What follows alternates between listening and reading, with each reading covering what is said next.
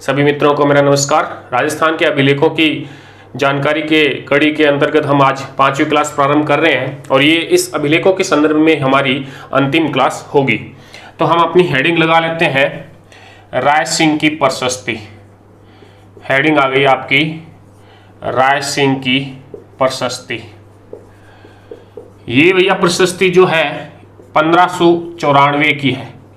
कब की है? 1594 ईस्वी की ये प्रशस्ति है। और ये कहाँ से प्राप्त हुई है? ये प्राप्त हुई है बीकानेर से।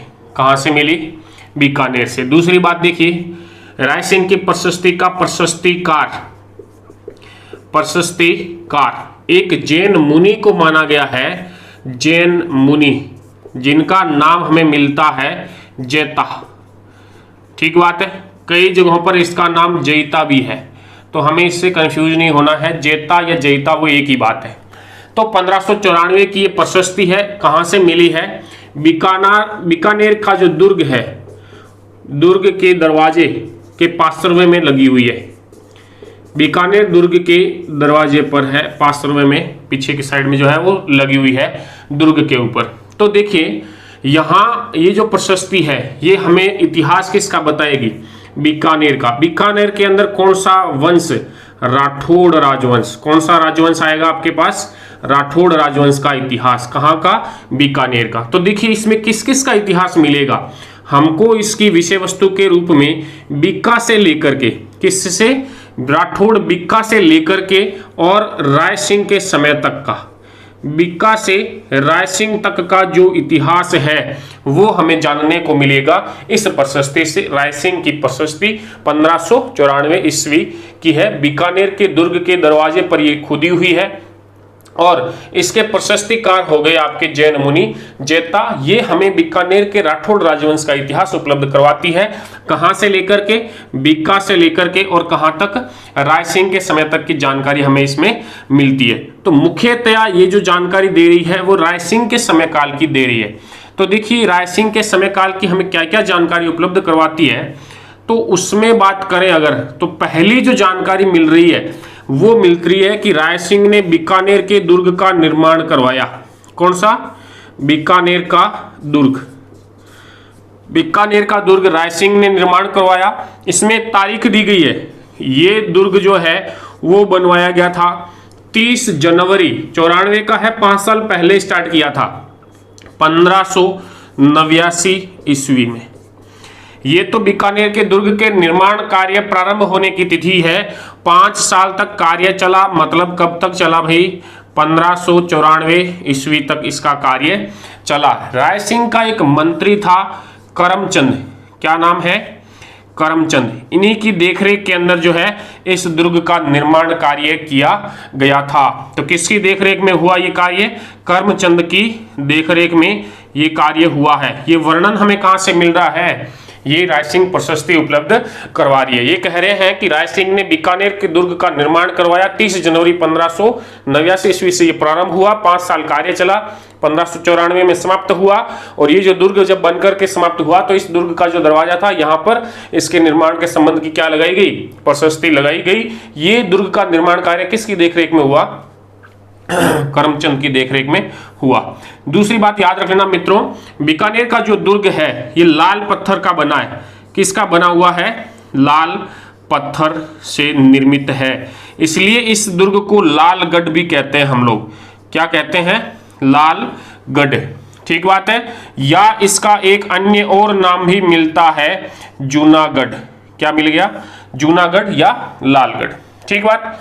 अब देखिए ये जो राय सिंह प्रशस्ति है बीकानेर के दुर्ग की जानकारी दे रही है। इसके अलावा राय सिंह की 3 विजयों की जानकारी मिलती है।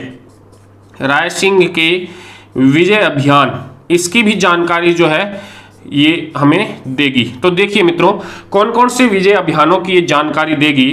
तो इसमें 3 मिलते हैं नाम अपने को। एक तो काबुल की विजय। कहाँ की विजय? काबुल की विजय। एक आपको नाम मिल जाता है कच्छ की विजय और तीसरा नाम मिलता है सिंध की विजय। ठीक बात है। तो देखिए यहां आपको लग रहा होगा कि ये बीकानेर का शासक है और कहां काबुल, कहां बीकानेर, कहां कच्छ, कहां सिंध, ये कैसे एडजस्ट हो रहा है। तो देखिए राय सिंह के समय में राठौड़ राजवंश जो है उन्होंने मुगलों की अधीनता स्वीकार कर ली है। ठीक बात, जो नागौर दरबार हुआ था उसमें अधीनता स्वीकार हो गई इनकी तरफ से। तो अब ये एक तरीके से जो भी विजय कर रहे हैं वो मुगलों की तरफ से विजय कर रहे हैं। तो मुगलों का सेनापति बना करके राय सिंह को भेजा गया था काबुल विजय करने के लिए, ये कार्य इन्होंने किया। उसके बाद इनको भेजा गया कच्छ जीतने के लिए, ये भी किया। और फिर तीसरी विजय इन्होंने हासिल की, सिंध क्षेत्र की विजय हासिल की थी। आई बात समझ के अंदर? काबुल, कच्छ और सिंध ये मुगलों के सेनापति के रूप में गए थे और राय सिंह ने यहां पर क्या हासिल की? विजय हासिल की थी। अब देखिए तीसरी बात, इसमें हमें क्या पता चलेगा इस प्रशस्ति से? राय सिंह की अन्य गतिविधियां जैसे कौन कौन सी, जिसमें हम मुख्यतः मान लेते हैं धार्मिक व सांस्कृतिक जो गतिविधियां राय सिंह ने अपने समय में जो की थी उनका भी एक विशद वर्णन जो है वो इस प्रशस्ति के अंतर्गत हमें प्राप्त हो जाता है। आई बात समझ के अंदर?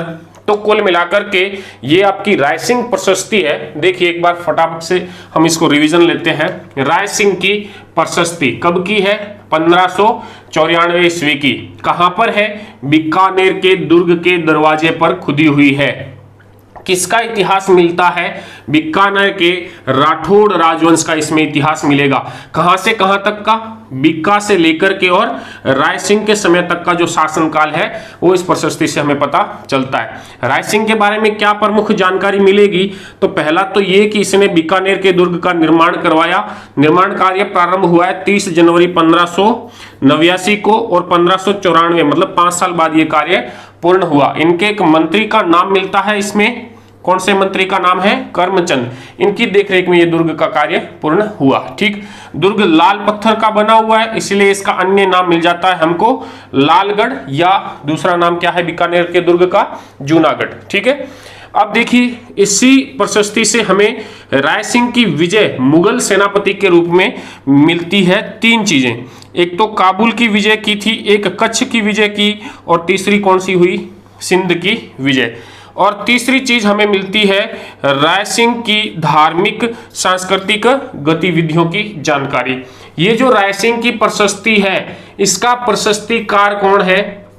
जैन मुनि जेता, या इसका कई जगह पर दूसरा नाम मिल जाता है हमको जैता। एक ही बात है, ये जेता के द्वारा लिखी गई प्रशस्ति है। तो बीकानेर के राठौड़ों का इतिहास जानने की ये सबसे महत्वपूर्ण प्रशस्ति हो गई आपके पास में राय सिंह की प्रशस्ति। आगे बात समझ के अंदर बस छोटी छोटी 2-2, 3-3, 4-4 बातें जो है वो एक एक प्रशस्ति के बारे में हमें याद रखनी है। इसके अलावा जब हम राय सिंह को पढ़ेंगे तब वापस से इन्हीं अभिलेखों को वापस वहां पे हम याद करेंगे, एक बार पुनः लेंगे कि भाई देखिए याद कीजिए वो वाली बात हमें किस अभिलेख से पता चली थी, वो सारी चीजें वापस रिकॉल होएगी तो आसानी से याद भी रहने लग जाएगी, कोई बड़ी बात नहीं है।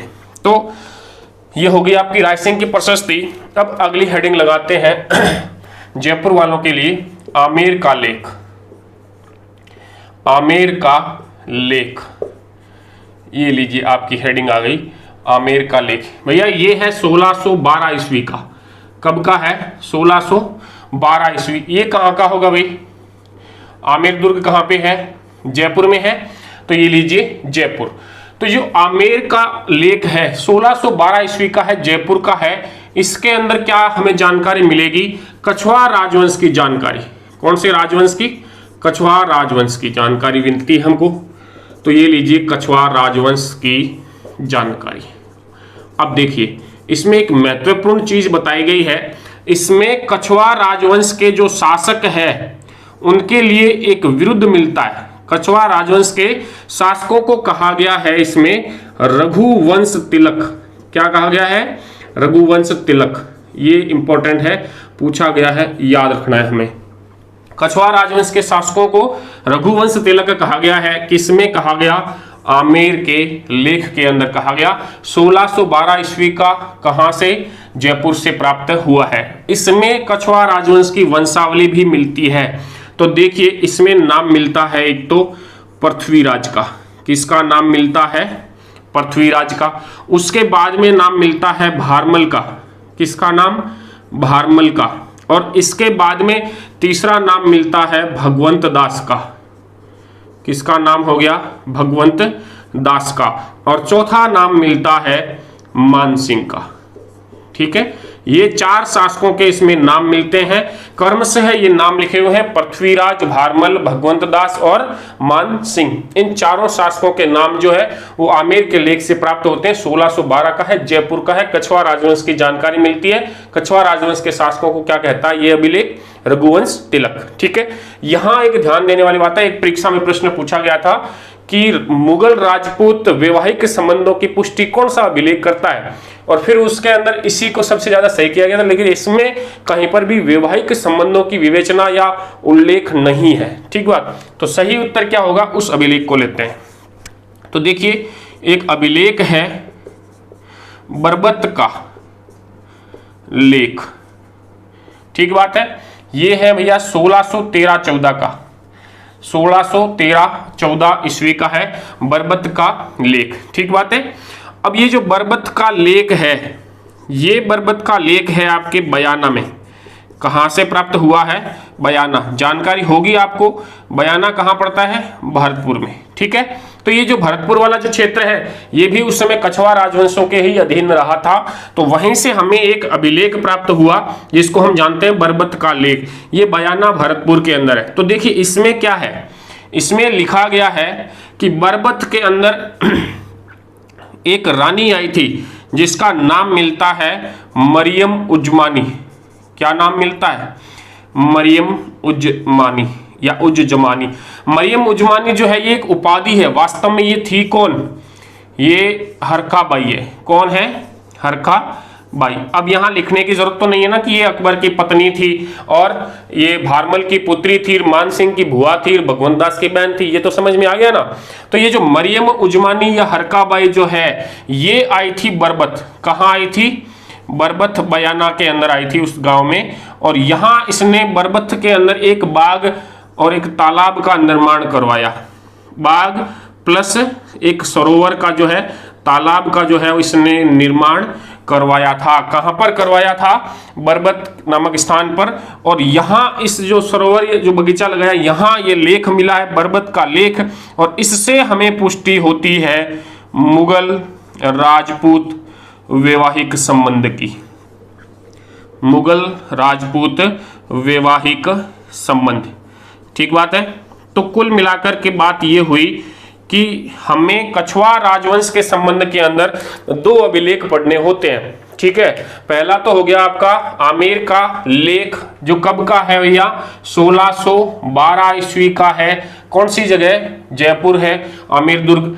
अब इससे आपको जानकारी किसकी मिल रही है? कछवाहा राजवंश की। किसके लिए रघुवंश तिलक शब्द प्रयोग में लिया गया है? तो कछवाहा राजवंश के जो शासक है उनके लिए रघुवंश तिलक शब्द लिया गया है। 4 शासकों के नाम मिलते हैं हमें, पृथ्वीराज का, सेकंड भारमल का, भगवंत दास का और मान सिंह का। ठीक है, इसमें मान सिंह को महाराजा धीराज कहा गया है। क्या कहा गया है? महाराजा धीराज। ये ध्यान रख लेना थोड़ा सा। आमेर के लेख के अंदर महाराजा धीराज उपाधि लगाई गई है। किसके लिए? मान सिंह के लिए। अब देखिए एक और हमें लेख मिला है बरबत का लेख, 1613-14 ईस्वी का है। कहां से? बयाना भरतपुर से मिला है। इसमें कहते हैं कि अकबर की पत्नी मरियम उजमानी ने बरबत के अंदर एक बाग और एक तालाब का निर्माण करवाया।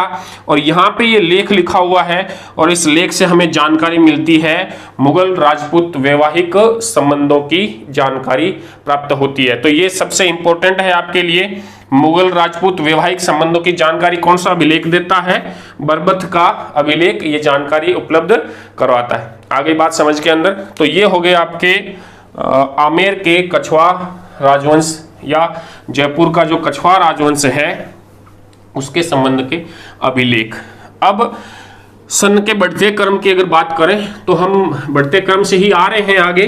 तो हमारे पास में 2-1 और अभिलेख बच जाते हैं जो अंतिम समय के अंदर आ रहे हैं गुहिल वंश की जानकारी देने के लिए। तो लिखिए, अगली हेडिंग लगा लीजिए 4 नंबर। 3 हो गए। जगन्नाथ राय की प्रशस्ति। जगन्नाथ राय की प्रशस्ति। ठीक बात है। ये जो जगन्नाथ राय की प्रशस्ति है ये है भैया 1652 ईस्वी की। कब की है? 1652 ईस्वी की। एक आपको ये लग रहा होगा कि सन याद कैसे रह जाते हैं। मैं जब अपना ये इतिहास का पोर्शन पूरा हो जाएगा, मतलब समझिए कि अभिलेख, उसके बाद सभ्यता, उसके बाद राजवंशों का इतिहास, जिसमें राजस्थान के जो प्रमुख है जैसे राठौड़ हो गए, चौहान हो गए, कछवा हो गए, गोयल हो गए, सिसोदिया हो गए, ठीक है, जाट, इनको पढ़ने के बाद में आपको एक विस्तृत लगभग 1 घंटे की क्लास चलेगी अपनी। उस क्लास के अंदर विस्तृत रूप से सारे सन जो है संबंध के अंदर किस किस चीजों से क्या क्या सन है, ओनली एक सन की प्रक्रिया शुरू करेंगे हम, जीरो से पहले से प्रारंभ करते हुए जीरो, और जीरो से फिर लास्ट तक हम जहां तक पहुंचेंगे वो पूरा एक सन की ये क्लास रखेंगे। और उसके अंदर 100% डेफिनेटली मैं कहता हूं एक ट्रिक होती है नेमोलाइज करके, जिसके अंदर हम चित्र के साथ सादृश्य करते हैं। वो सारी चीजें मैं आपको बाद में एक बार बताऊंगा एक क्लास के अंदर, तो उससे आपको ये सारे सन जो है बिल्कुल चुटकियों में याद रह जाएंगे। तो देखिए, जगन्नाथ राय की प्रशस्ति 1652 ईस्वी की है। देखिए मित्रों, ये एक जगह है उदयपुर। कौन सी जगह? उदयपुर। और उदयपुर के अंदर ही एक मंदिर है, जगन्नाथ राय का मंदिर। मंदिर कौन सा है? जगन्नाथ राय का मंदिर, ठीक है। ये जो मंदिर है, इसी मंदिर के अंदर ये प्रशस्ति लगी हुई है, जगन्नाथ राय की प्रशस्ति के नाम से जानी गई है। ये जो मंदिर है, इस मंदिर के सूत्रधार का नाम अगर याद रखना हो, बनाने वाले का नाम याद रखना हो तो रख लेना भाणा, और इनके पुत्र है मुकुंद।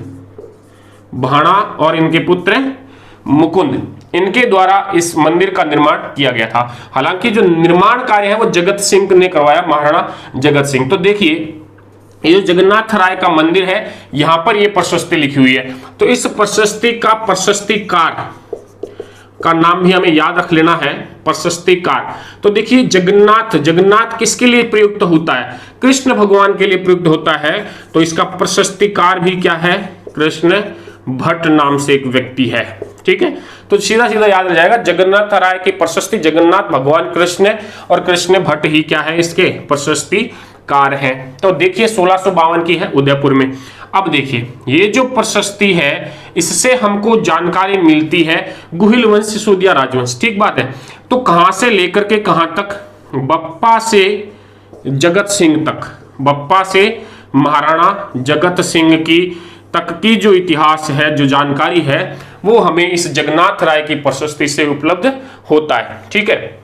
तो देखिए, जगत सिंह ने जो कार्य करवाए और बप्पा ने जो करवाए, उनका एक विशद वर्णन इसमें मिलता है। तो हम देखते हैं कि जगत सिंह के द्वारा इस प्रशस्ति के तहत कौन कौन सी जानकारी मिल रही है।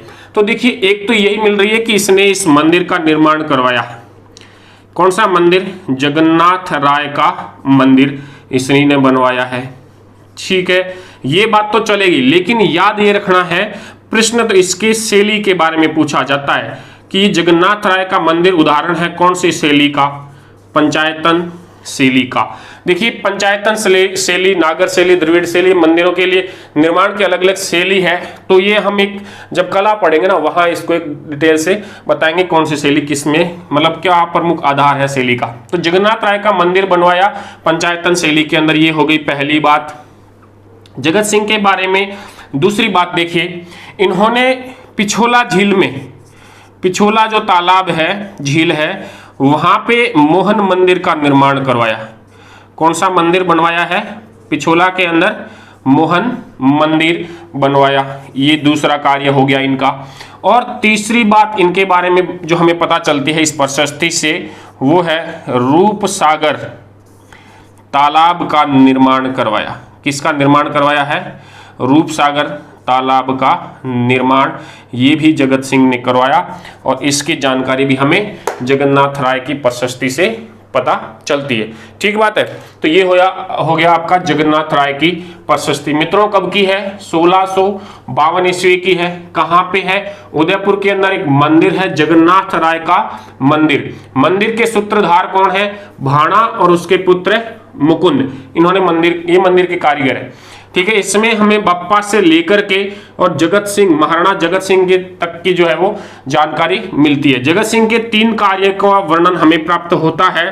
पहला हो गया जगन्नाथ राय का मंदिर का निर्माण करवाया इन्होंने, कौन सी शैली के अंदर? पंचायतन शैली में। दूसरा देखिए, पिछोला के अंदर मोहन मंदिर का निर्माण करवाया, पिछोला तालाब के अंदर, ठीक है। और तीसरा रूपसागर तालाब का एक इन्होंने क्या करवाया है, निर्माण करवाया। ये सारी चीजें हमें कहां से पता चलती है, इस जगन्नाथ राय प्रशस्ति से। प्रशस्ति का प्रशस्तिकार कौन हो गया, कृष्ण भट्ट जो है इन्होंने इस प्रशस्ति को लिखा। अब देखिए जगन्नाथ राय की प्रशस्ति हो गई आपकी पूर्ण। आगे बढ़ें तो एक छोटी सी प्रशस्ति और है जिसके बारे में कई बार प्रश्न भी आया है, तो वो हेडिंग लगा लीजिए, बेड़वास गांव का लेख। नेक्स्ट है आपका बेड़वास गांव का अभिलेख लेख, ठीक है, ये है। तो देखिए जो बेड़वास गांव का लेख है ये है आपका 1668 ईस्वी का। कब का है, 1668 ईस्वी का है बेड़वास गांव का लेख। अब देखिए ये जो बेड़वास गांव का जो लेख है इससे हमें क्या जानकारियां मिल रही है उसके बारे में देखिए। ये जो बेड़वास गांव का लेख 1668 ये है आपके महाराणा राज सिंह के समय का। किसके समय का, महाराणा राज सिंह के समय का है, इनके समय में ये लिखा गया था, ठीक है। लेकिन इसकी प्रमुख जो बात है वो देखिए, अगली चीज इसके बारे में हम ले लेते हैं, इसका प्रशस्तिकार। प्रशस्तिकार याद रख लें, हमीर जी हैं इनके प्रशस्तिकार, हमीर जी, ठीक है, इन्होंने इसे लिखा है, ये बात तो ठीक है। अब देखिए इसकी प्रमुख जो विषय वस्तु है उसके बारे में चलते हैं। ये जो बेड़वास गांव का लेख है इसमें कायस्थ जाति का उल्लेख मिलता है, कायस्थ जाति का उल्लेख। देखिए ये प्रमुख बात है। वास्तविकता में तो क्या हुआ है कि दो व्यक्ति है, एक का नाम तो मिलता है भागचंद, क्या नाम है, भागचंद, और एक व्यक्ति इन्हीं के पुत्र है फतेहचंद। भागचंद और फतेहचंद, ये दो व्यक्तियों के नाम मिलते हैं, ये कायस्थ जाति के हैं। देखिए कायस्थ जाति का कार्य है लेखा जोखा रखना। क्या कार्य है, लेखा जोखा रखना, विभिन्न अकाउंटिंग का काम। वर्तमान समय की अगर बात करें सीए थे उस समय के। तो भागचंद और ये फतेहचंद जो है ये महाराणा राज सिंह के प्रधानमंत्री थे। भाग सिंह और भाग सिंह के बाद में इनका बेटा भागचंद और फिर फतेहचंद, ये दोनों क्या बने हैं, राज सिंह के प्रधानमंत्री थे। टोटल अकाउंटिंग का काम इनके पास में था, इसलिए ये जो लेख है वो इनसे संबंध में है।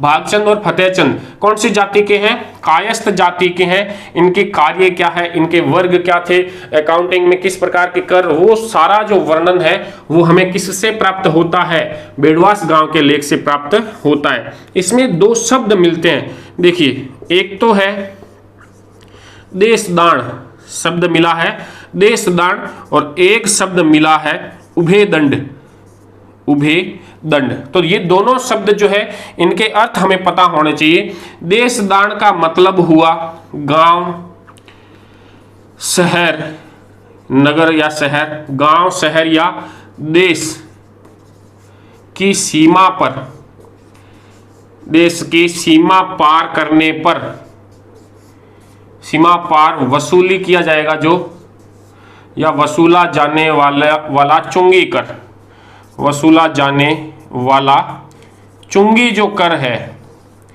चुंगी कर, इसको उस समय क्या कहा गया था, देशदान के नाम से लिखा गया है। देशदान शब्द मिलता है इस अभिलेख, बेड़वास गांव के अभिलेख में, जिसका मतलब होता है वसूला जाने वाला चुंगी कर। चुंगी कर जो है उसको क्या कहते थे, देशदान कहते थे। सेकंड देखिए उभयदंड, उभयदंड का मतलब हुआ कि लूट का माल, लूट का माल से प्राप्त धन, लूट के माल, जैसे कि सेना किसी युद्ध अभियान पर जाती है, किसी क्षेत्र को विजित कर लेती है, तो फिर कुछ समय के लिए वो वहां पे लूटमार वगैरह का कार्य कर लेते हैं। तो लूट से जो धन प्राप्त हुआ उस धन का जो नाम दिया गया था उसे हम उस समय क्या, किस नाम से जानते हैं, उभयदंड के नाम से जानते हैं। तो ये जो देशदान शब्द है ये आपसे पूछा जा चुका है, तो बहुत संभावना है अगली बार ये पूछ लिया जाए, ठीक बात है। तो ये कौन सा अभिलेख था, बेड़वास गांव का लेख था, 1668 ईस्वी का है। किसके समय का है भैया, ये महाराणा राज सिंह के समय का है। किसने लिखा इसको, हमीर जी ने लिखा है। ये कायस्थ जाति का, ये इंपॉर्टेंट चीज है, कायस्थ जाति का उल्लेख मिलता है। प्रधानमंत्री थे भागचंद और फतेहचंद महाराणा राज सिंह के, ठीक है। दो शब्द मिलते हैं, देशदान और उभयदंड। देशदान का मतलब हुआ चुंगी कर और उभयदंड का हुआ लूट के अंदर जो हिस्सा है वो उसके लिए जो कर दिया गया वो है उभयदंड। ठीक बात है। उभयदंड और देशदान दोनों शब्द याद रखना है। कायस्थ जाति का उल्लेख होता है बेड़वास के लेख से और 1668 ईस्वी का ये आपका लेख है। ठीक है, बात मिटा देते हैं इसको और अब बढ़ते हैं अपनी एक अंतिम प्रशस्ति की ओर। काफी इंपॉर्टेंट है और महत्वपूर्ण तो है ही है। जो इंपॉर्टेंट नहीं समझे वो इसको महत्वपूर्ण समझ ले और जो महत्वपूर्ण नहीं समझे वो इसको इंपॉर्टेंट समझ ले। ठीक है, तो देखिए नेक्स्ट लास्ट अपनी एक प्रशस्ति लगाइए, राज प्रशस्ति। राज प्रशस्ति, ठीक है, ये लीजिए। ये है भैया 1676 ईस्वी की। कहाँ की है? 1676 की। राजसमंद झील, राजसमंद झील, राजसमंद झील, राजसमंद के अंदर ही है। राज प्रशस्ति के प्रशस्तिकार, प्रशस्तिकार। तो देखिए राज प्रशस्ति के प्रशस्तिकार तो हो गए आपके रणछोड़ भट्ट, रणछोड़ भट्ट तेलंग, ये एक ब्राह्मण थे, रणछोड़ भट्ट तेलंग, ये तो है इनके प्रशस्तिकार। ये जो प्रशस्ति है ये लिखी गई है संस्कृत भाषा में। कौन सी भाषा में है? संस्कृत भाषा में रचित प्रशस्ति है। लेकिन मित्रों याद रखना, इसमें सिर्फ संस्कृत भाषा का ही प्रयोग हुआ है ऐसा नहीं है। इसमें कुछ शब्द मिल जाते हैं आपको फारसी भाषा के, मुगलों का प्रभाव है। कौन सी भाषा के शब्द मिल गए आपको? फारसी भाषा के शब्द मिल गए। तो इसका मतलब अगर प्रश्न आ जाए कि राज प्रशस्ति में कौन कौन सी भाषाओं का उपयोग हुआ है तो क्या बताएंगे? संस्कृत और फारसी। ये पूर्ण उत्तर नहीं है। इसकी जो अंतिम पंक्तियां लिखी गई है, अंतिम पंक्तियां कौन सी वाली? अंतिम पंक्तियां जो इस प्रशस्ति की है वो मित्रों लिखी गई है हिंदी में। कौन सी भाषा में? हिंदी में। तो ये सबसे बड़ा प्रश्न बन सकता है आपके लिए। 3 भाषाएं हैं इसके अंदर। कौन सी भाषा है? एक तो संस्कृत भाषा, मुख्य रूप से पूछ लिया जाए राज प्रशस्ति मुख्यतः कौन सी भाषा में है तो संस्कृत। लेकिन दूसरा इसमें कौन सी भाषा का प्रयोग हो गया है? फारसी भाषा के शब्द भी मिल रहे हैं। और अंतिम जो पंक्तियां हैं वो कौन सी भाषा की है मित्रों? हिंदी भाषा की पंक्तियां भी इसमें है। तो कुल मिलाकर के 3 भाषाएं हो गई, संस्कृत, फारसी और हिंदी। तीनों भाषाओं का उपयोग जो है वो इस राज प्रशस्ति के अंदर हुआ है। किसके द्वारा? प्रशस्तिकार कौन है?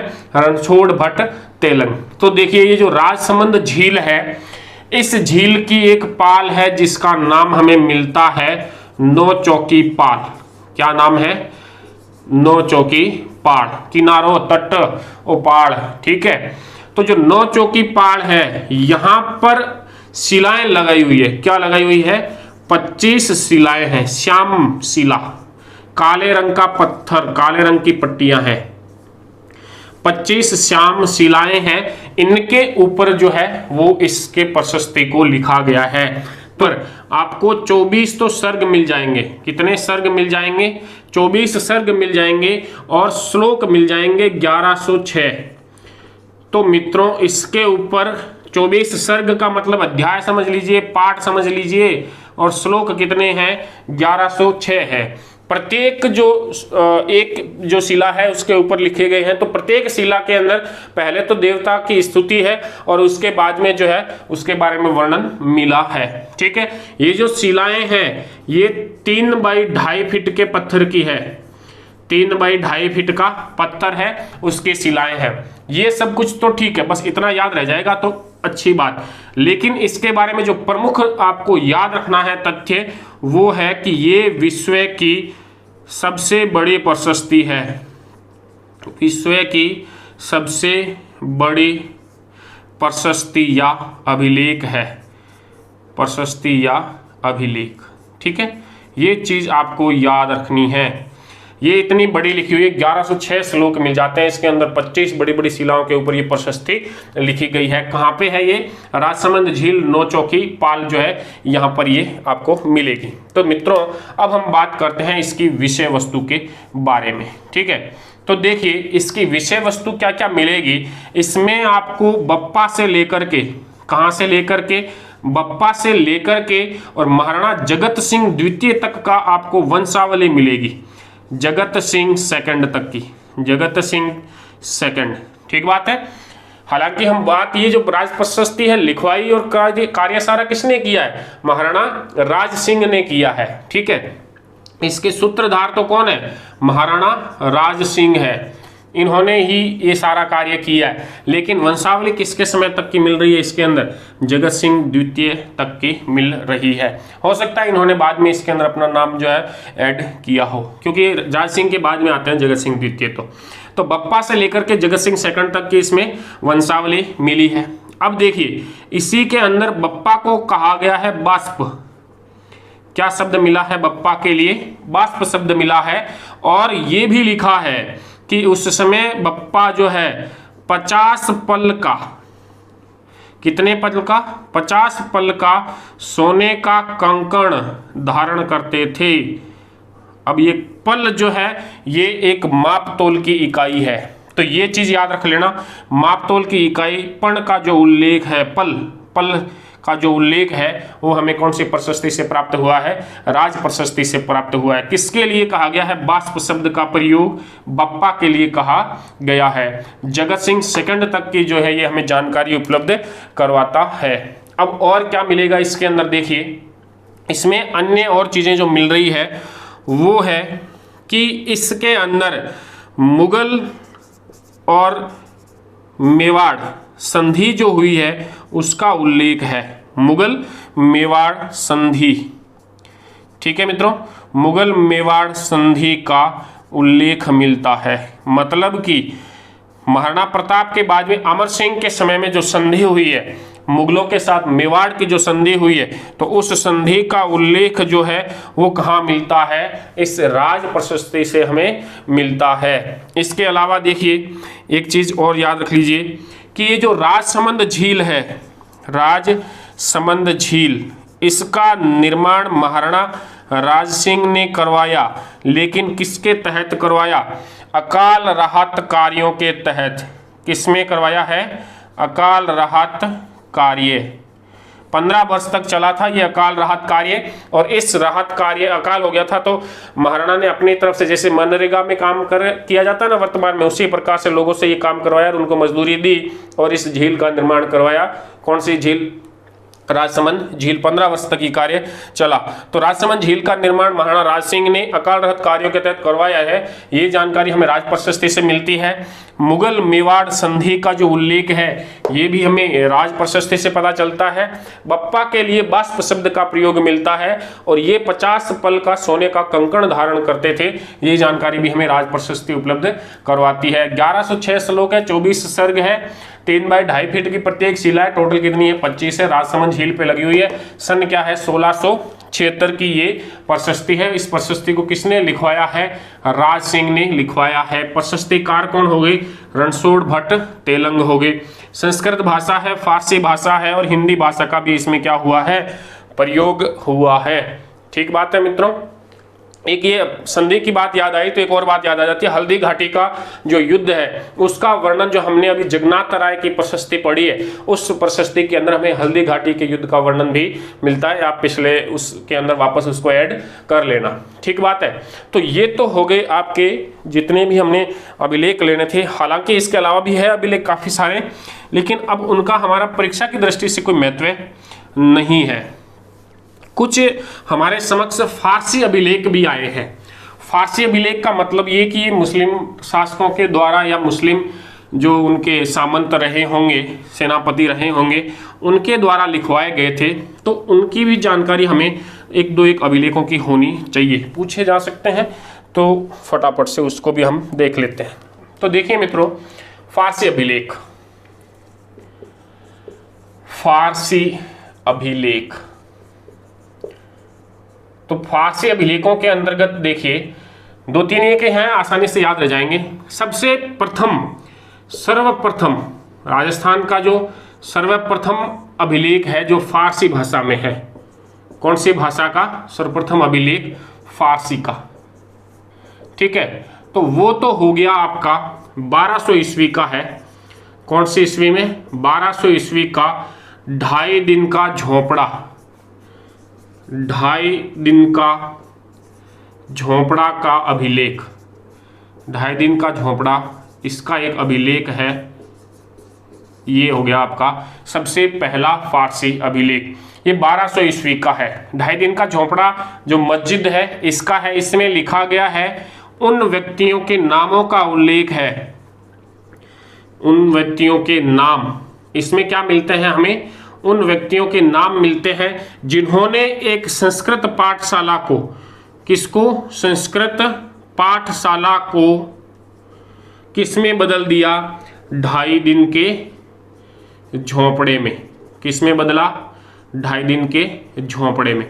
तो मतलब कि संस्कृत पाठशाला को हटा करके और ढाई दिन का झोंपड़ा बना दिया, एक मस्जिद बना दी, ये कार्य किया गया था। तो इसके लिए ये लेख भी लिखा मिलता है। ढाई दिन का झोंपड़ा जो मस्जिद है, इसके पीछे वाले भाग की जो दीवार है उसमें लिखा हुआ है ये। और ये आपका हो गया 1200 ईस्वी का, राजस्थान का पहला फारसी भाषा में लिखा गया ये अभिलेख है। अब यहाँ से आगे बढ़े तो पहुँच जाते हैं 1325 ईस्वी का एक अभिलेख मिलता है हमको, जिसका नाम है गेबी पीर, गेबी पीर का अभिलेख। कौन सा अभिलेख है? गेबी पीर का अभिलेख। ये गेबी पीर का जो अभिलेख है ये मिला है मित्रों चित्तौड़ से।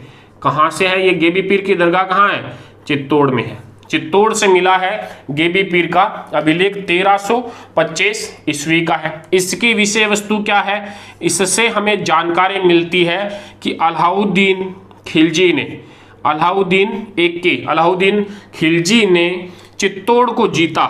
किसको जीता?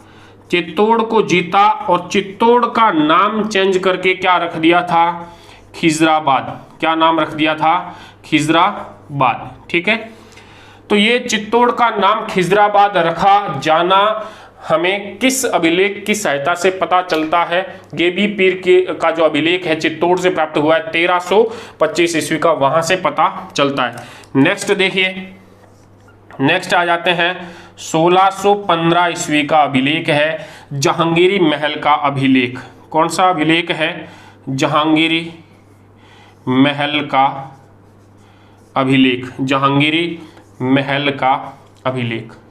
देखिए जहांगीरी महल कहाँ पर स्थित है? ये है मित्रों पुष्कर में। कहाँ पे है? पुष्कर। पुष्कर कहाँ पे है? अजमेर में। तो ये जहांगीरी महल का जो अभिलेख है 1615 ईस्वी का है। इसमें क्या है? इसमें जहांगीर की अमर सिंह पर विजय का उल्लेख है। इसकी विषय वस्तु क्या है? जहांगीर की अमर सिंह पर विजय, अमर सिंह पर विजय का उल्लेख जो है वो हमें कहाँ से मिलता है? इस जहांगीरी महल के अभिलेख से प्राप्त होता है। आई बात समझ के अंदर? अब एक आगे बढ़ें तो आ जाता है आपका 1637 ईस्वी का अभिलेख। 1637 ईस्वी का अभिलेख है वो है शाहजहानी मस्जिद का लेख। शाहजहानी मस्जिद है, शाहजहानी मस्जिद का लेख। ठीक है, ये कहाँ पे है मित्रों? ये भी आपके अजमेर में है। शाहजहानी मस्जिद कहाँ है? अजमेर में है। तो इस 1637 ईस्वी का जो लेख है ये, इसकी विषय वस्तु क्या है? इसकी विषय वस्तु मित्रों यही है। क्या है? 1615 के अंदर जहांगीरी महल का जो अभिलेख लिखा गया था और उसकी जो विषय वस्तु है उस विषय वस्तु की पुष्टि करता है शाहजहानी मस्जिद का लेख। अर्थात इसमें भी शाहजहानी मस्जिद का जो 1637 ईस्वी का लेख है उसमें भी यही लिखा गया है कि जहांगीर की अमर सिंह पर क्या हुई है? विजय हुई है। तो जहांगीर की अमर सिंह पर विजय के संबंध में हमें कितने अभिलेख मिल जाते हैं? 2 अभिलेख मिल जाते हैं मित्रों। 1615 ईस्वी का जहांगीरी महल का अभिलेख और 1637 ईस्वी का शाहजहानी मस्जिद का लेख। आगे बात समझ में? गेबी पीर की दरगाह जो है या गेबी पीर का जो अभिलेख है वो 1325 ईस्वी का है और इससे चित्तौड़ का जो है नाम बदल करके क्या रखा गया था? खिजराबाद, ये सूचना हमें मिल जाती है। सबसे पहला फारसी अभिलेख राजस्थान में 1200 ईस्वी का है, 2.5 दिन के झोंपड़े का अभिलेख है ये उन व्यक्तियों के नाम बताता है जिन्होंने संस्कृत पाठशाला को किस में बदला था, 2.5 दिन के झोंपड़े के अंदर कन्वर्ट कर दिया था। ये जो शाहजहानी मस्जिद है, यहीं से 2 अभिलेख मिले। एक तो कौन सा हो गया आपका 1637 का, जो ये पुष्टि कर रहा है। इसके अलावा एक 1654 ईस्वी का अभिलेख और मिलता है। कब का है? 1654 ईस्वी का।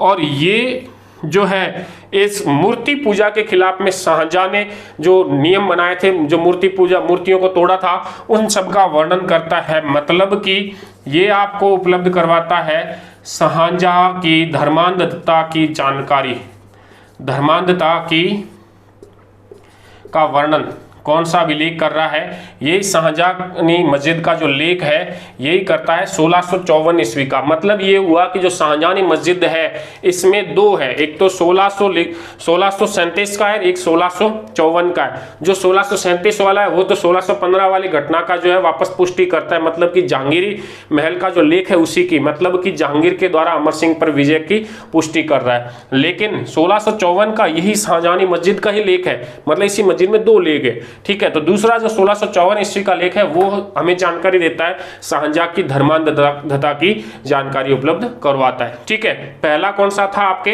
2.5 दिन के झोंपड़े का अभिलेख, जिससे हमें नाम उन व्यक्तियों के पता चलते हैं जिन्होंने इस संस्कृत पाठशाला को एक मस्जिद के अंदर बदल दिया था। आगे बात समझ में? तो इस प्रकार से मित्रों अपने अभिलेखों का पाठ जो है वो अभी पूर्ण हो जाता है। टोटल राजस्थान के जो प्रमुख अभिलेख थे वो हमने पढ़ लिए हैं, और मुझे पूर्ण आशा है और पूर्ण विश्वास है कि यदि आप ये 4 से 5 वीडियो आपके पास में आए, लगभग 4 घंटों का जो पूरा कार्यक्रम रहा है, तो इससे अगर आप 1-2 बार देख लेते हैं और याद कर लेते हैं तो अभिलेखों से आपका कभी भी कोई भी राजस्थान के क्षेत्र के अभिलेखों का प्रश्न आपका गलत नहीं होगा, इसका मुझे पूर्ण विश्वास है। तो मित्रों इन्हें याद कीजिए, और इसके बाद में हम अगला टॉपिक लेकर के जल्द ही आपके समक्ष एक कड़ी को प्रस्तुत करेंगे। तब तक के लिए धन्यवाद।